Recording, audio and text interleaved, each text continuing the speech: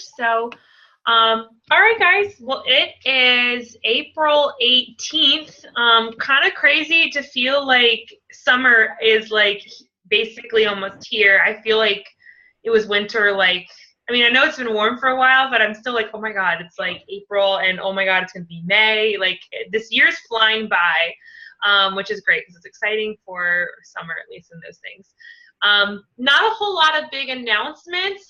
Just shouting out Caroline and Meredith, who are running the team-wide free group next week. Really excited for you guys to take charge of this, especially while Nicole and I are out in Punta Cana. It's still it's still a team-wide free group. It kicks off on Monday the 24th. You guys, once you have that set up, just post on the team page. Oh, sorry, what? It's been set up.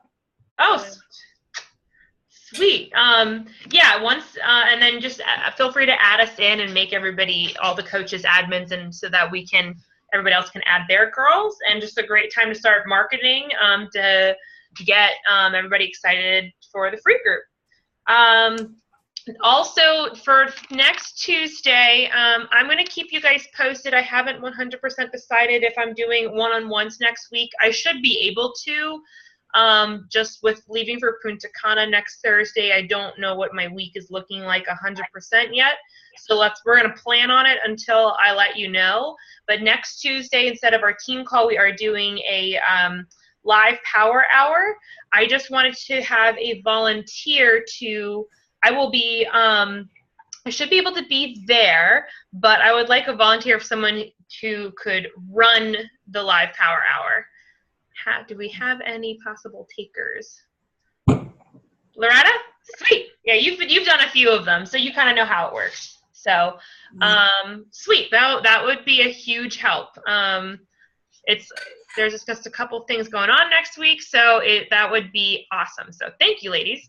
So that'll be next Tuesday at 8:30, and Loretta, I'll probably chat with you because you'll have to be the one to set up the Zoom call, because in case I can't be on it, if I set up the call, then I'm the only person able to start it. So anyways, we'll chat about that. All right, so let's get into the thick of everything. All right, so tonight I'm actually really excited about this topic. I freaking love this topic. I've been working on this topic. I am not an expert yet, but tonight's topic is on storytelling. So I'm not exactly going to sit here and lecture with you guys, because it's kind of my style to kind of speak from the heart. I kind of speak all over the place. I apologize for all you type A'ers out there, because you're just stuck with me, because that's just how I am. But so on this topic tonight, I actually wanted to share, I was going to give you guys 3 options of what I was going to talk about tonight. And the first option is can talk about 4-leaf clovers, dogs, or my story. So give me a raise of hand if you want to hear about 4-leaf clovers. No. Dogs? No. My story? Okay, that looks like we got more hands than dogs. Man, the other ones were good too, you guys. You're missing out. You'll just have to hear them another time. Sadly, I might still incorporate them into post. And you're out of luck, because I prepared the other stories more than mine. So, okay. But before I jump into my story, I was like, okay, let me do a little bit of homework to prepare you guys about the importance of storytelling, the importance of becoming a storyteller and not just a person that throws up everything, which can be my style a little bit when I talk and when I share, when I run these calls. So I am by no means the poster child for this, but I listened to a few calls that talked about storytelling, and obviously it talks kind of about talking about your why.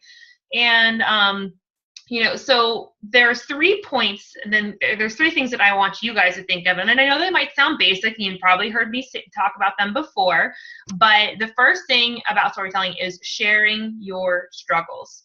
It's like sharing your trials and tribulations of life, you know, and it talked about being brave and being vulnerable, you know, sharing those hairy, scary things about yourself from your past doesn't always have to be related directly to health and fitness. You know, people relate to the crap that you're dealing with in life. They don't relate to perfection. They don't relate to the six-pack abs. They don't relate to, you know, your happy, beautiful, perfect life. They relate to the dirty, messy shit because that's the shit that they're dealing with too.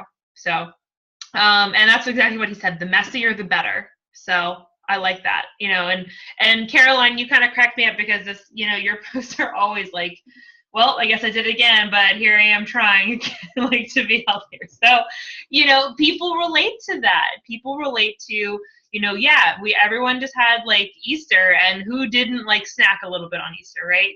Don't look at me. I'm on Whole30. Like, let's just not talk about me. But my point is, you know, that sharing your story.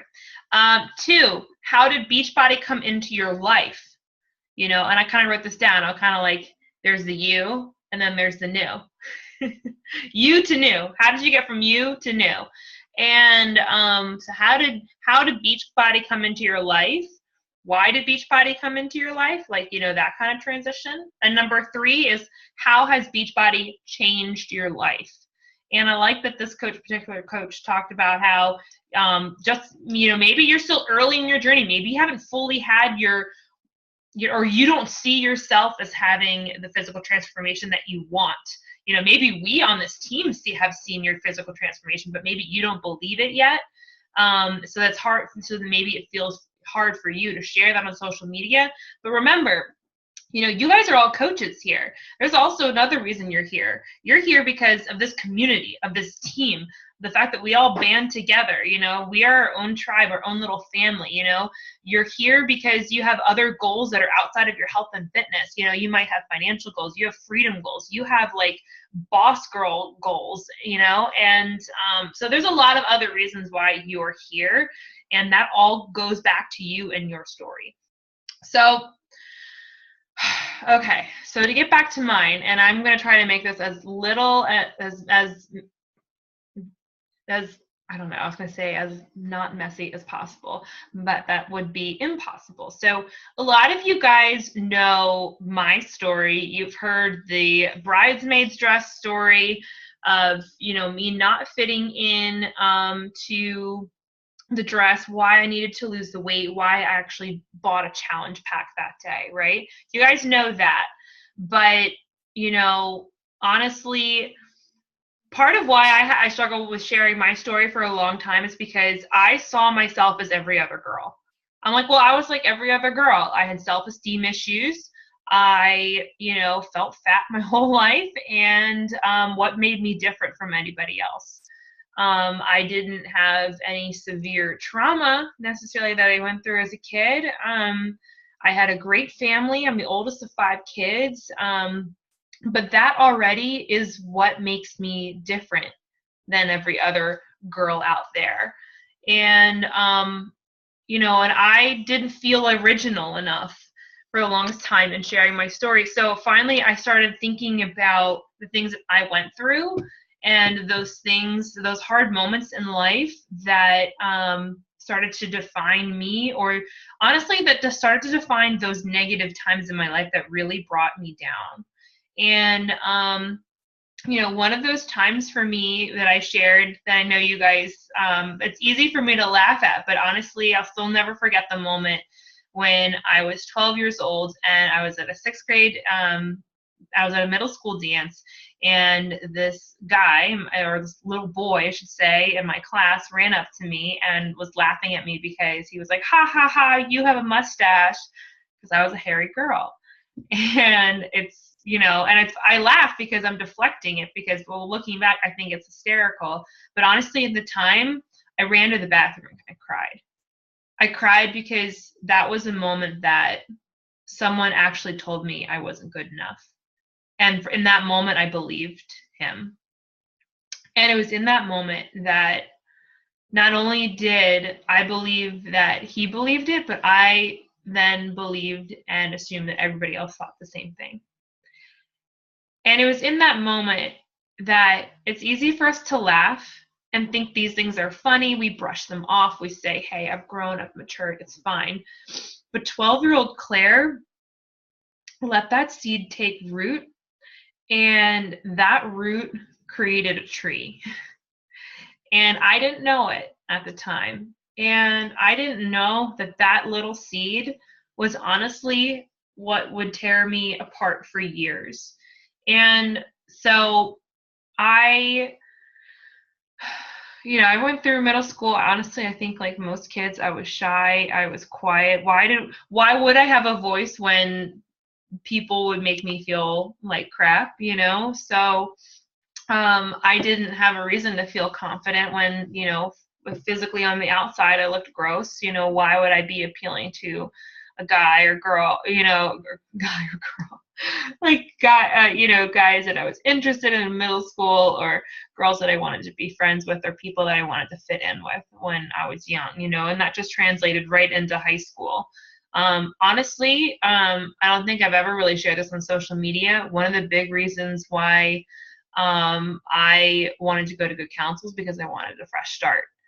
I was in public school before then. There was no reason for me to go to good counsel other than me choosing to. My parents being, why the hell do you want us to have you go to private school? And it was because honestly, I wanted out of that environment. I wanted to be away from those people that I felt like saw me as nobody, and I wanted to make a better start for myself.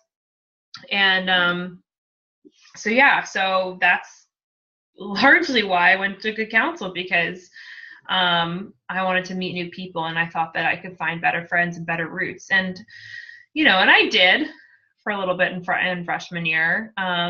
But freshman year and end of freshman year is when I kind of had my first, should I say, encounter with, an eating disorder.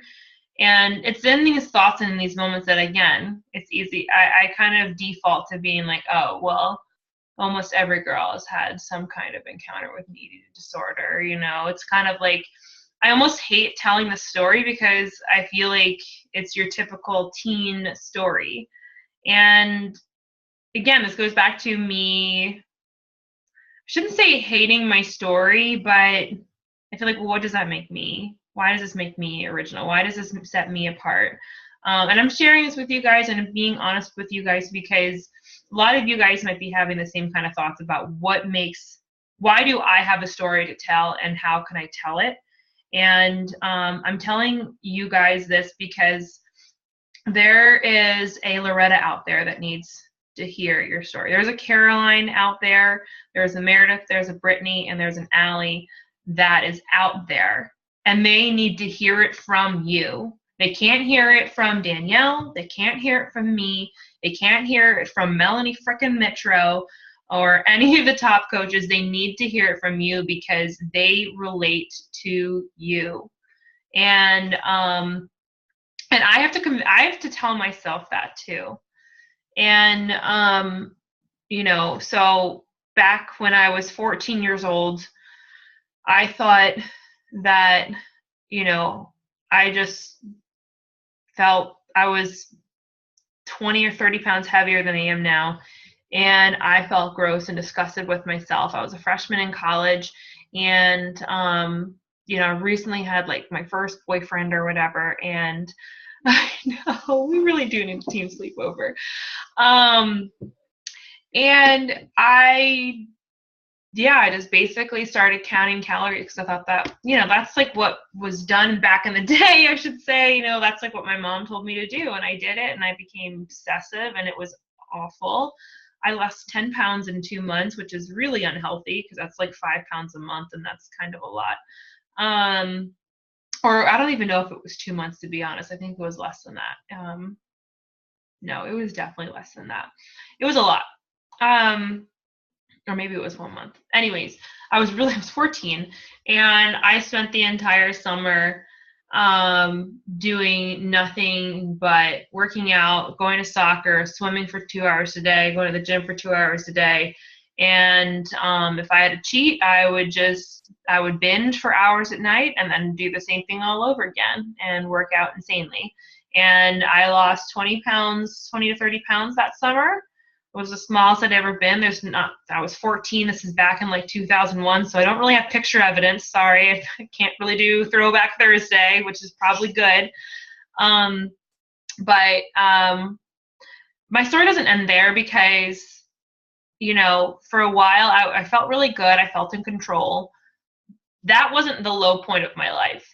The low point of my life was sophomore year of high school, is when I came back to school and I no longer had the control because I was in school. I had a schedule. I didn't have the time to overwork out the times that I cheated and the times that I was overeating. So I gained the weight back, but I gained back more. And I don't know why I did this, but I basically like lost all my friends. And it wasn't because they did anything. It's because I felt like shit. Then I started isolating. I started not talking to people. And I didn't think I was lovable. I didn't think I was attractive. I remember my school picture that year. I don't think I did like one of those smiles. Like I didn't smile. That's how awful I felt inside.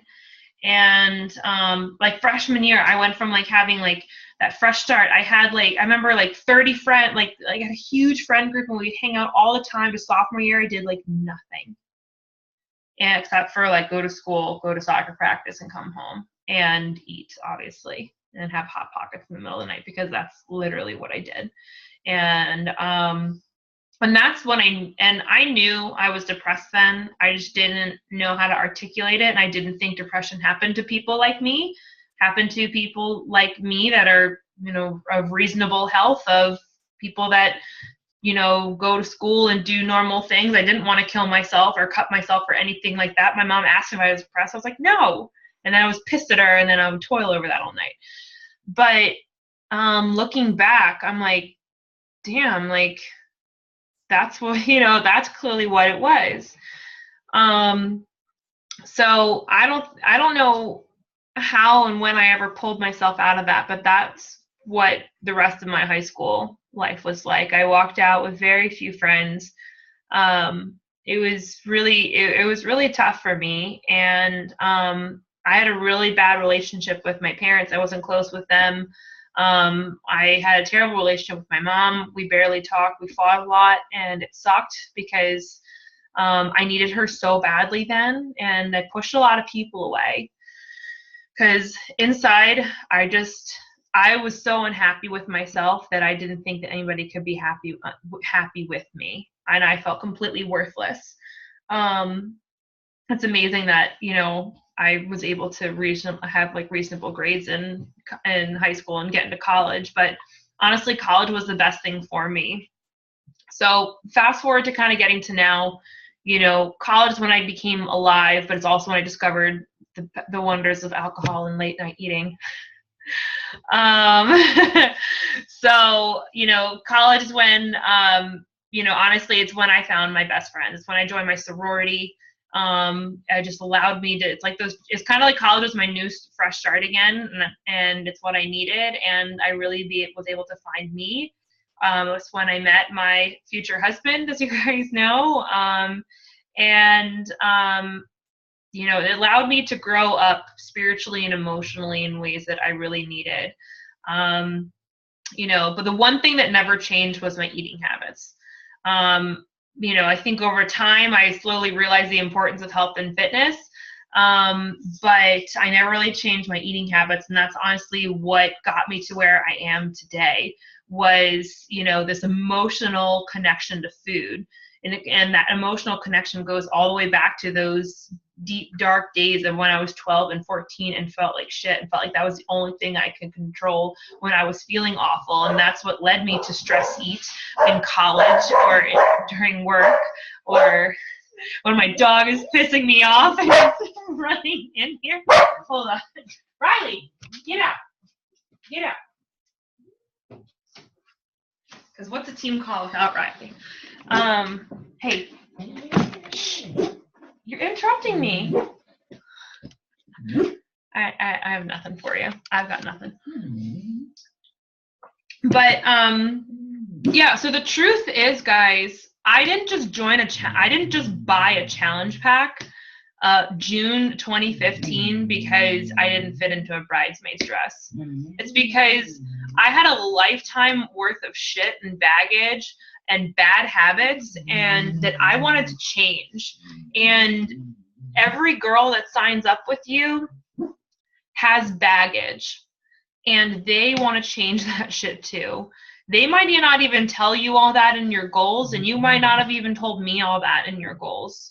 You know, there are parts of your story that I don't even know yet, that you might not even be close to being sharing yet. You know, there are pieces of this tonight that I haven't fully shared online, but there's something that I want to tell you guys: the importance of, you have a story to tell. And it wasn't until I went on the Diamond Retreat with Rachel back in the fall, back in September. You guys might have seen some of my posts. And Rachel had us all write down a card. And this is kind of why when we had our team dinner, we did our team share, because I wanted to hear this all from you guys.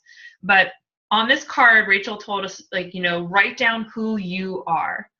And we all were like, okay, like, I'm a wife, like, I'm a dog mom, like, I'm, you know, I love my faith, I love my family, I love my friends, like, you know, writing down all these things. And, you know, and in there, you know, she said, we had everyone, then mix up the cards and everybody had to read something else. And then we had to guess who the card was based on what was written there. And there was things on these cards that we were like, huh, I never knew that about that person. And when it came to me, I wrote down bad relationship with my mom, or bad past relationship with, I have a good relationship with my mom now because I grew up and college helped me realize my bad ways. But I also wrote down suffered depression. And everybody there was like, I've never heard you talk about that before, but that came from that deep, dark place of like, I was like, oh my God, I can't share that. Like, I didn't know how to share it. And because, and it honestly comes from this guilt place of feeling like I blamed a lot of things on my mom, when the reality is it wasn't my mom's fault, it was me. And I finally come to realize that, and that's what's enabled me to share my story a little bit more. But, you know, the more, guys, I'm sharing this with you because the more that you realize that you have a voice, and that you have a story to tell, when you breadcrumb that out to people, you become real. You become more than just a Beachbody coach. You become more than somebody that just likes to work out. You become more than someone who's posting pics of their selfie or their food, or, oh my God, I had such a huge slip up last night, but today is going to be a better day. Like, you become more than that. You become someone's role model. You become someone's inspiration. You become someone's hope. And if you can give someone hope, then you can give somebody belief. And if you can give somebody belief, then they're going to want to give you their life. They're going to want to be with you. They're going to want to join with you. They're going to want to have a part of this because they've seen what it's done for you. And, oh, crud, the other thing I was going to say, this is a problem when I speak from the heart and I forget my points.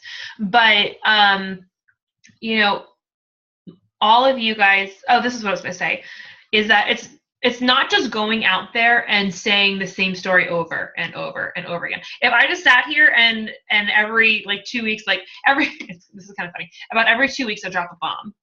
I drop a Claire size bomb, and it's usually a big transformation type, going deep into my story, and I'm sharing a different piece of it.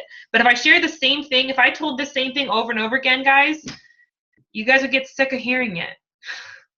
You'd be like, oh, that's nice, Claire. Thanks. We loved you the first time, but oh my God, please stop telling your story, your sad story. That's the truth. You can't sit there and beat a dead horse. And, you know, like, you do have a story to tell, and I'm not telling you not to share it, but, you know, there's ways to, I think it's really important to highlight, you know, different pieces of it. And that's why for me, like, I can't sit here and just unload every bit of my whole life to you. Emotionally, I can't handle that. You know, a lot of times I have to do those posts. I literally turn my volume off, my notifications off, put my phone down, and I'm like, all right, Richard, let's talk so I can not have to think about what I just put out there. So, you know, it's okay to break it up. you know, one thing Rachel told me on this retreat was like, you know, she challenged us all to share those things. And sadly enough, I didn't actually start sharing it until about, bless your Hallie. I know we saw that. Till about January, February is when I finally got the courage to really go deeper, you know. So, and I know a lot of you guys, you know, you share your transformations, your workout transformations, you know, I've lost weight here and there, but, you know, it's okay to, even when sharing your story means not talking about Beachbody, not relating it to health and fitness, that's okay. That's okay, you know, like my mustache story, you know, not ever going to be able to like say that without laughing, but, yeah, I didn't at the end of it say like, you know, and Beachbody changed my life and saved my life, or, oh my God, joined my challenge group. No, it's just like, this happened to me and this is how I felt. And this is, you know, and, you know, you'd be amazed the amount of love and support from people out there that are watching you. Even something, this isn't exactly storytelling, but I made a post last week. I've suffered with bumpy arms my whole life. And I bought this lotion, and I got like an overwhelming response of people talking about this too. And I was like, oh my God, I've spent my entire life suffering from this, and there could be other people out there that could have helped me with this. I was like, oh my God, I'm so pissed. Like, why didn't I talk about this before? Guys, there are other people out there that feel the way I do about my damn bumpy arms, that feel that way about their health and fitness, and that need you. And I'm using that stupid analogy because it's true. Maybe it's not your bumpy arms, you know, maybe it's, I don't know. Let's pick on Meredith. She's got a lot of freckles. Like maybe it's, you know, you've suffered with tons of freckles your whole life. Or, you know, maybe you're like Allie and you have like crazy long hair and don't know how to style it. Or I don't know. You know how to style your hair. There's other people out there. But guys, you have a story to tell. And if there's anything I can also leave you guys with, one of the diamond groups that I'm in said the best thing is that people learn, like 80 to 90% of people learn best from stories, not from as opposed to like straight like reading text or something like that. I don't mean specifically about like, you know, they're not gonna, just because you write a story in a post, they're not gonna, it just means people learn better from stories. And they don't have to, and the cool thing is that they don't have to have gone through the same thing as you to relate to that. They're going to pick up on the pain that you experience, and they're going to be able to connect that to some pain that they felt in their life, you know. I'm not tooting my own horn here, but as I told my story, I bet you there's some pain or something that you felt in that or can relate to that maybe you experienced it, maybe you know somebody else experienced that you were able to pick up on or connect with in your own way. And that's maybe why you guys are on my team, because maybe deep down you just knew. So that's what I really wanted to share with you guys tonight. This really is one of my favorite things to do in this business, not because I just get to, you know, talk because that's what I do, but I'm like, guys, our social media is our storefront. You know, you guys are your storefront. You know, we don't have, like, I don't have a, you know, marketing team back here running the show for me. God, I wish I did.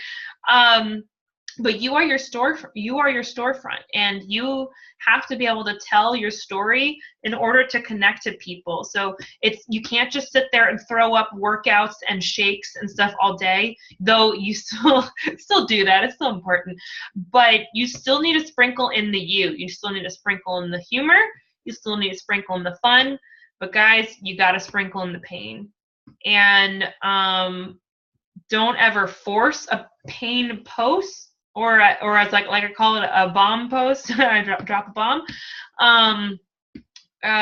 But you know, share it. And I challenge you all in the next, challenge you guys by the end of the month to share something deep about your story. Doesn't, like I said, doesn't have to be the whole book, because You know, just take a layer, take a page, share part of something of you, and don't do it just for the sake of you getting on your soapbox. Do it for the when I do those posts, I'm doing it because I want to find that person that connects with me.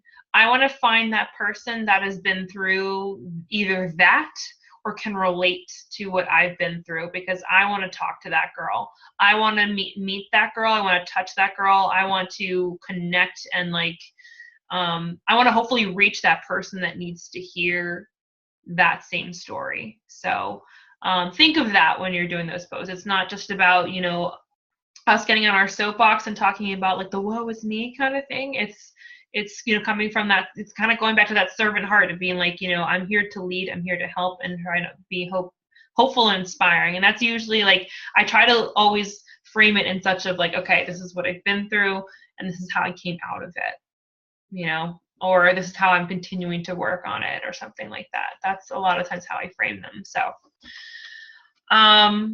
but yeah, that's kind of my bit on storytelling. I'm gonna unmute you guys. I don't know if you guys have any questions or any thoughts you guys have on sharing your own stories, but you guys have the floor.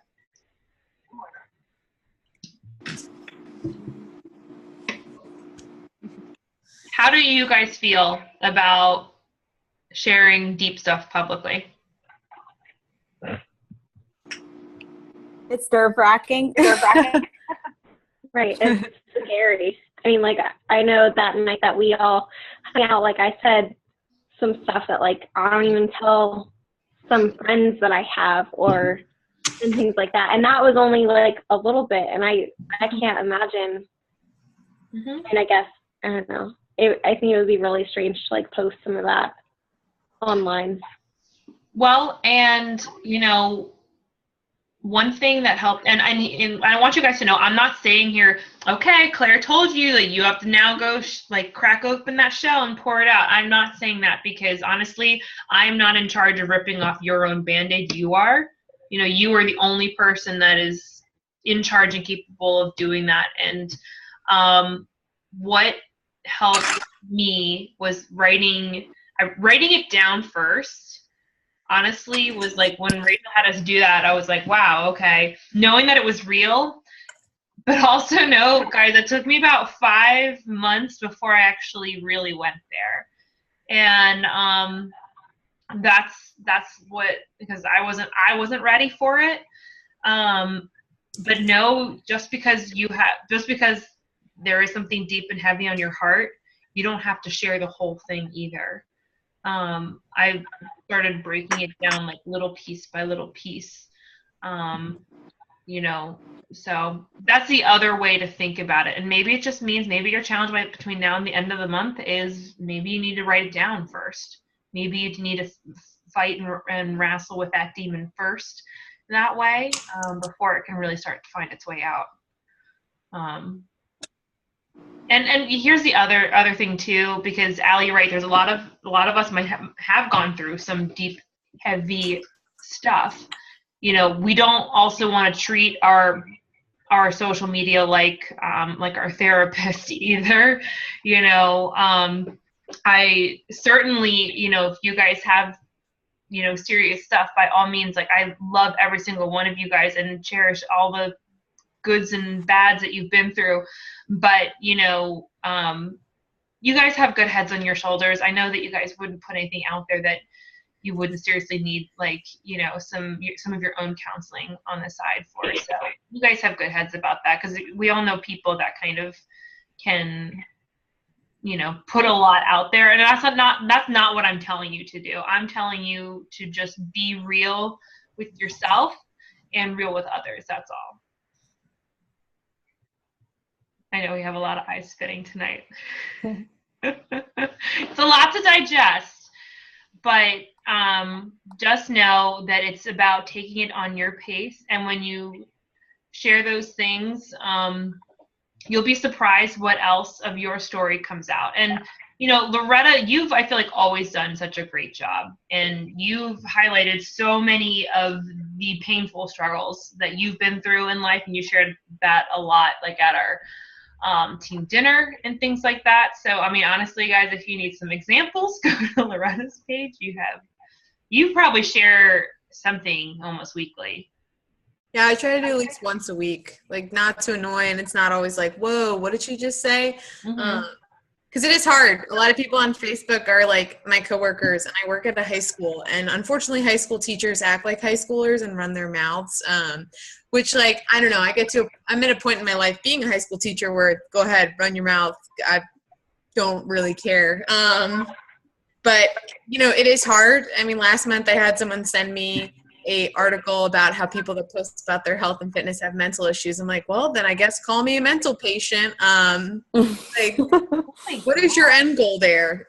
Because I'm going to continue doing it.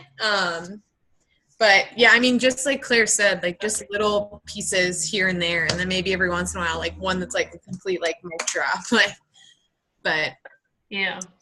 So well, I was actually thinking I'll probably do one tomorrow, because I did a transformation, but like I want to do more of like the self-confidence thing, because I'm all about that like battle with the mirror. That's usually my spin. Yeah. Well, and I love that, Loretta, because that really speaks to your brand and your theme and like who you are. And I mean, guys, in all reality, we all should be sharing little nuggets of ourselves. They might not always be the deep ones, but it's like every day we're sharing pieces of ourselves. And then every now and then, like I try, like honestly, when I'm working towards Success Club, I try to drop a bomb. And those bombs, it doesn't gain me a Success Club point, but all of a sudden someone's really connecting with me. And last Thursday, I shared some transformation post. I don't remember what it was, but it was a transformation post. And I got deep and raw about something. I'm sorry, I'm really forgetting.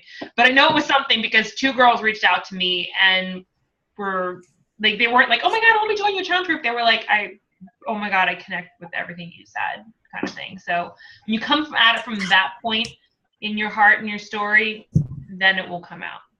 So, all right, guys, I'm going to leave you with that since we're probably going to get cut off soon. But Loretta, thank you so much for volunteering for running the live power hour next week. Free group will be also next week, and I will also be out in Tacoma representing all of you guys. So I'm really excited to be representing you guys, and I'm so excited for everything that's going on with our team. You guys are hustling hard. So let's push hard this week and make it a great April, guys. All right? Thanks, all right, Claire. guys. Have a good night, okay? Thank you. Thank you. Bye.